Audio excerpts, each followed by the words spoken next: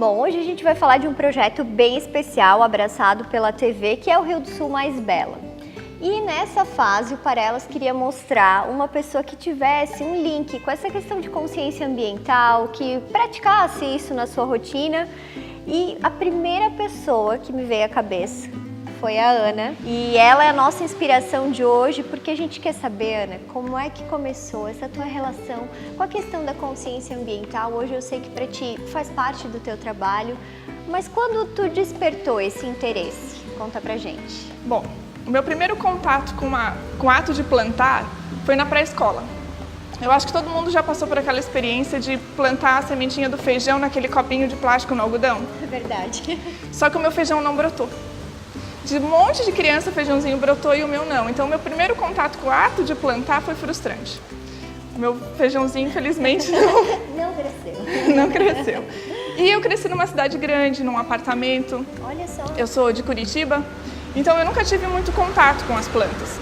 Então, até minha fase adulta, literalmente, a natureza não tinha a menor importância na minha vida. Eu não tinha nenhuma ligação com as plantas. E depois dos 20 anos, quando eu fundei a Proposta Verde, que tem essa proposta de desenvolver produtos ecológicos, eu comecei a estudar sobre a responsabilidade ambiental, sobre a nossa ação no mundo, né? A nossa pegada no mundo, o que a gente tem por que a gente tem que ter consciência de tudo que a gente faz, e algumas escolhas foram mudando. Por exemplo, separar o lixo, eu separo o lixo há pouco tempo. Faz uns 12 anos só, não foi sempre que eu separei o lixo. Escolhas de consumo. Será que eu preciso comprar? Será que tem necessidade? Onde comprar? Da onde vem esse produto? Escolhas pessoais no meu dia a dia começaram a ser transformadas, depois que eu comecei a estudar sobre a sustentabilidade. Mas a minha relação com a natureza, ela é ainda mais recente, ela só tem uns 4 anos. Olha só. Depois que eu me mudei para cá, que a gente conseguiu implantar uma horta aqui, que eu comecei a ter uma conexão com a natureza mais diária, e aí sim, eu acho que agora sim eu tenho amor pela natureza. Então quer dizer que é uma coisa que pode ser despertado, né? Eu acho que esse exemplo é muito legal, Ana, porque a gente vem se cobrando essa iniciativa de ter uma consciência, de cuidar, só que às vezes parece tão difícil começar, porque a gente às vezes que não tem esse hábito ainda, pensa que está tão distante. Mas o teu exemplo e essa tua realidade que tu está trazendo pra gente torna mais possível, assim, de colocar na tua rotina. E isso é muito difícil? Tipo, é um hábito que hoje pra ti já é natural? Ou foi complicado começar? Como é que foi? Eu acho que foi acontecendo de forma natural. Só que a gente também tem que se dar o tempo, né? Se permitir tirar o tempo. Porque hoje, o que tem mais valor hoje é o tempo que a gente tem. Não é nem o dinheiro que tem tanto valor, é o tempo. Qual é o tempo que a gente tira hoje para cultivar a vida interior? Para estar com a gente mesmo? Muito pouco. Mas quando a gente está em contato com uma planta, ou se a gente está num jardim, ou fazendo uma trilha, uma caminhada, a gente começa a cultivar um silêncio interno. Isso não é imposto, isso é natural, isso vai acontecendo. Então, se a gente se permitir cada vez mais estar em contato com uma planta, ou estar contemplando um jardim, o céu, os pássaros, essa vida interior ela vai abrindo espaço para você ter mais clareza mental, para você ter estímulos de pensamentos mais positivos, para você desacelerar, a tua ansiedade vai diminuir.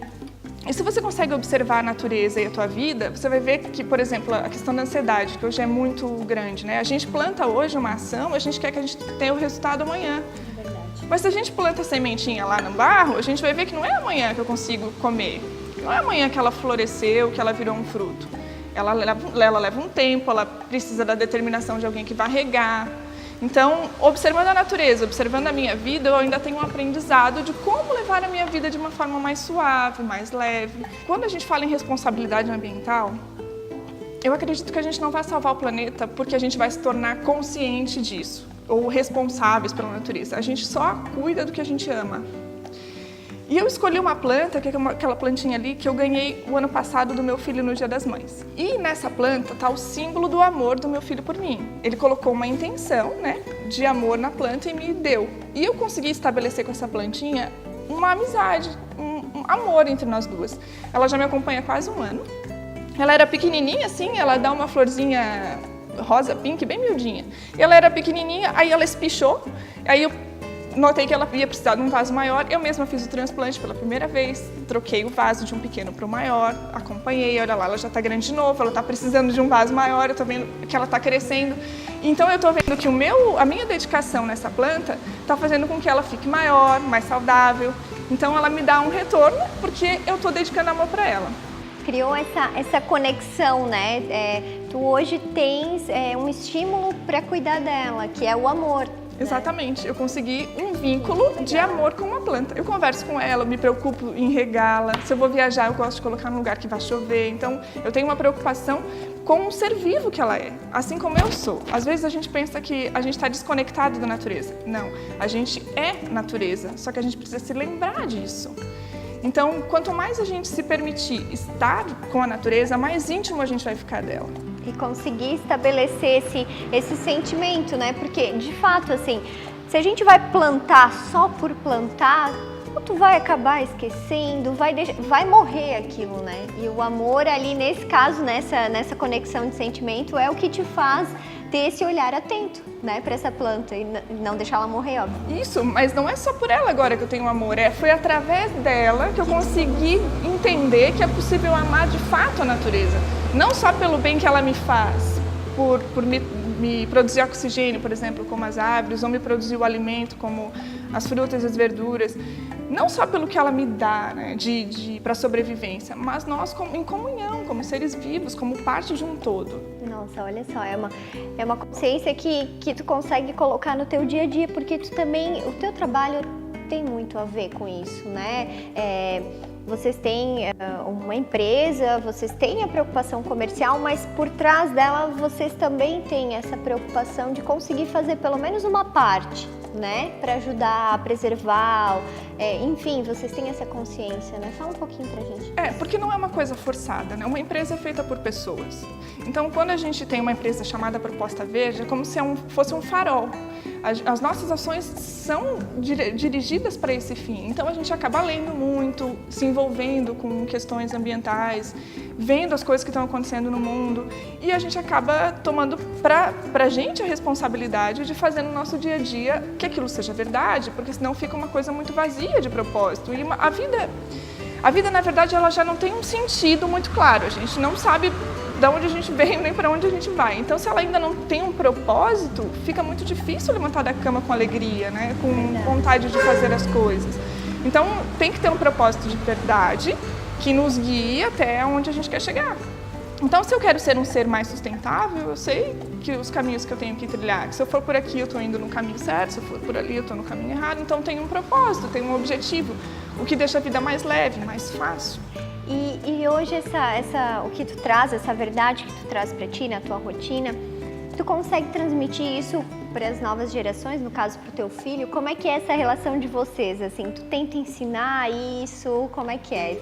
O educar, eu sempre digo que eu não educo meu filho, eu convivo com ele.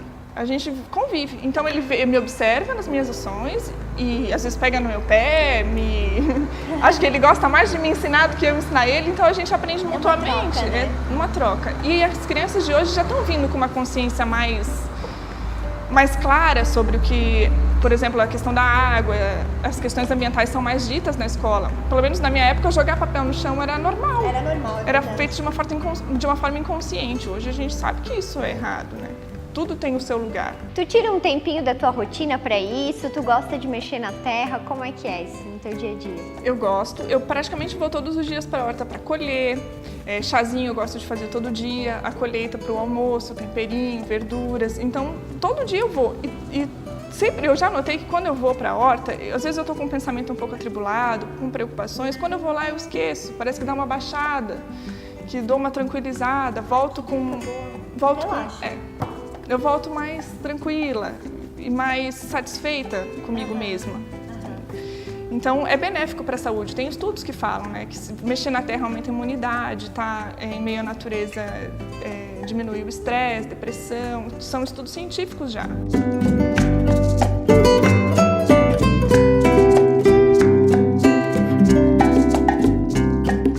Eu acho que é uma questão mais de experimentar, de estar em contato mesmo. Então, se tiver a oportunidade de ter uma plantinha, pegar uma mudinha, fazer você mesmo o seu vasinho e ir cuidando dessa planta, e estabelecer um contato com ela, eu acredito que vai mudar alguma coisa, vai despertar alguma coisa.